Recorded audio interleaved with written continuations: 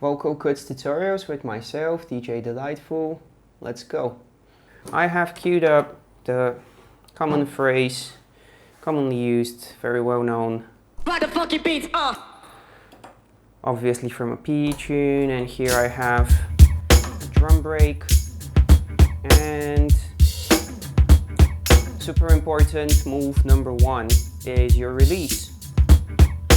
Ride the funky, ride the funky, ride the funky, ride the funky. Okay, very beginner stuff you might say, but what if we think that we want to actually hear the whole phrase and still drop it twice a bar, like this? Ride the funky beats, ride the funky beats, ride the funky beats, ride the funky beats, ride the funky beats, ride the funky beats, ride the funky beats. And now what if I suggest that I actually want to hear even the that comes after rock the funky beats? That will mean I still need to drop this phrase twice a bar, but I'll have to release even more of the surface and I'll have to make an even larger backspin to get back. Something like this. Ride the funky beats, ride the funky beats, ride the funky beats, ride the funky beats, ride the funky beats, ride the funky beats, ride the funky beats, ride the funky beats. Okay, and so why is this movement important? Because later on what we're going to see is that a lot of the what I refer to as modern day vocal cuts depends on being able to get back really fast to a point in your phrase, to a syllable in your phrase where you want to go back and release it immediately. And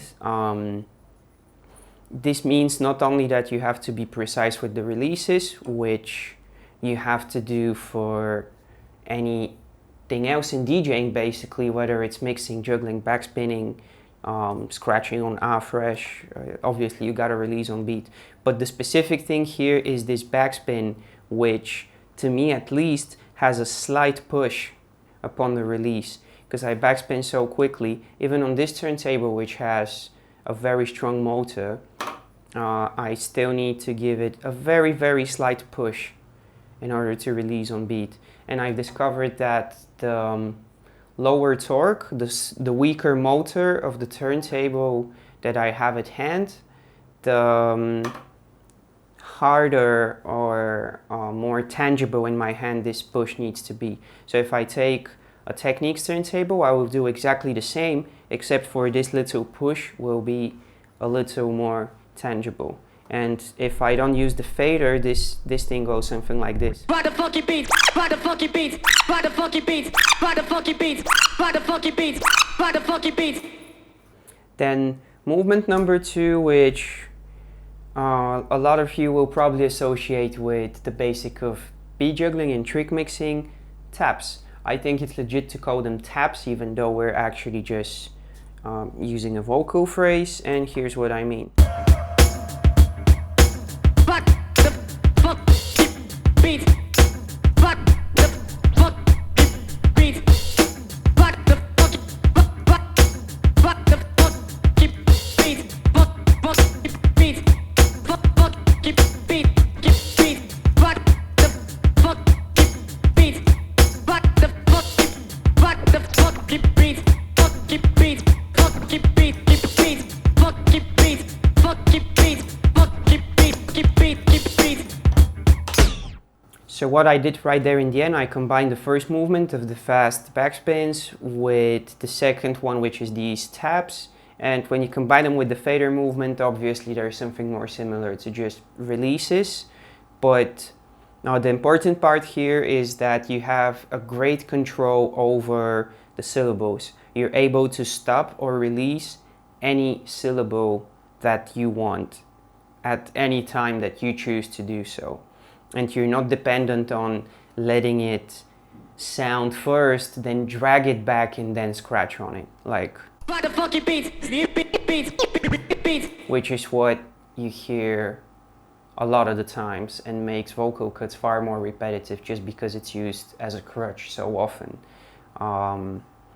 And this actually directly leads me to what I consider to be the third very fundamental move, which is to release the phrase and start baby scratching, forward baby scratching any syllable that you choose without pausing, without stopping a little bit, or without doing a slow baby scratch directly into double time baby scratching, and also without dragging it back, like I just said. And that means something like this.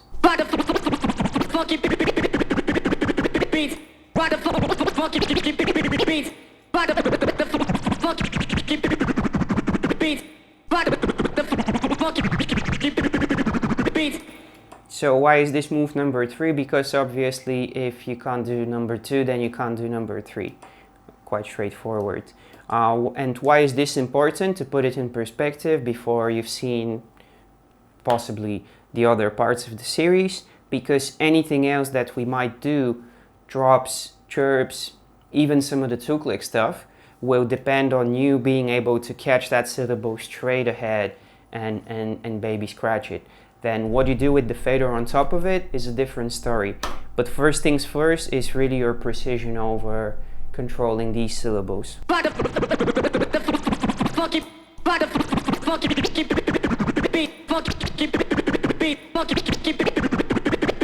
And finally, number 4, again, has a lot to do with having control over the syllables, obviously, which is basically what vocal cuts is all about. And this one is actually, I'll show it without a fader first, a baby reverse, or reverse baby scratch. And it goes like this.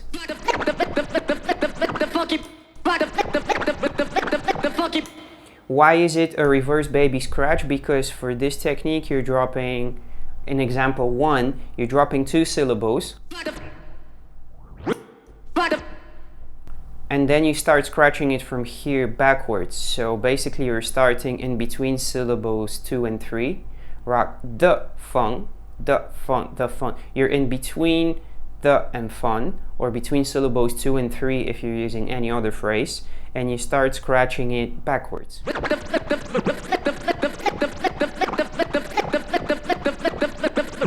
And if I have to be really precise, it's half a reverse baby scratch and a release. But when it gets faster, we get to the point where the letting go of the record happens for such a short amount of time that it's almost indistinguishable from baby scratching, at least in my style and in my experience. And another important aspect of this move is not only that you're very precise and you drop 2 syllables and you start this backwards movement, but also that at any given point you decide, while scratching, you can actually release it. So what's happening is you're doing this reverse baby scratch, or if that helps you more, to interpret it as half a reverse baby and a release. Upon the release, anytime you want, you should be just able to release the phrase and let your listeners hear the whole phrase. On a beat, something like this.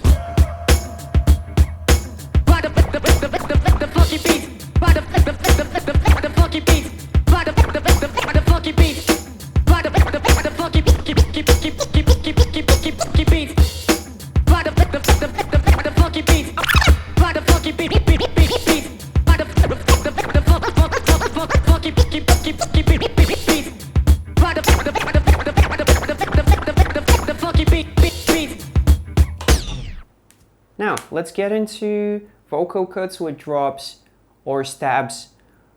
You can call them stabs, and I know this is the widely accepted terminology. Why I don't like to call them stabs is that, to me, the difference between stabs and drops is this.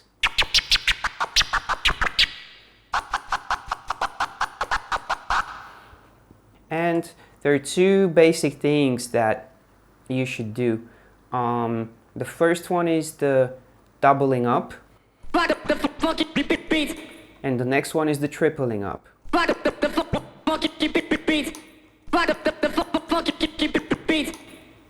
All of that is based on movement number 3, which I showed you earlier, which is to be able to catch a syllable and baby scratch it.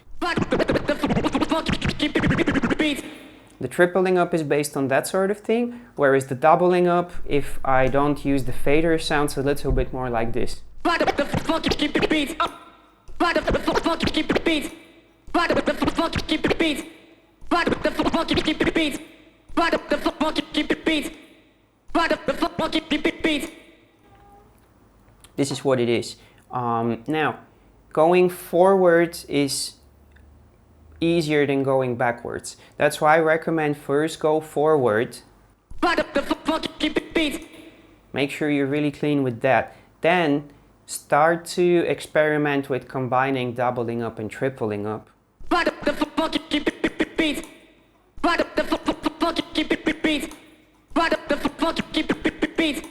However, there's one very important aspect to talk about when it comes to the fader work.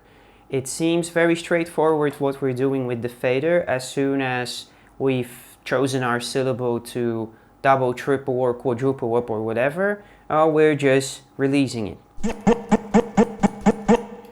But what I'm actually doing when I'm moving on to the next one is that I'm releasing two syllables,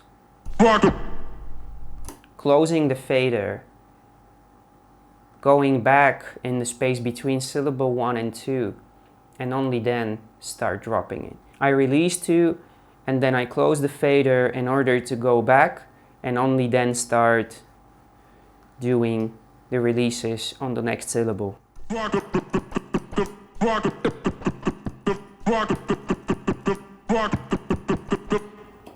Which also means that when doubling up, I'm in reality doing a total amount of 0 steps. I'm more kind of like releasing 2, closing the fader to get back behind the second syllable, and releasing it, and this is the doubling up.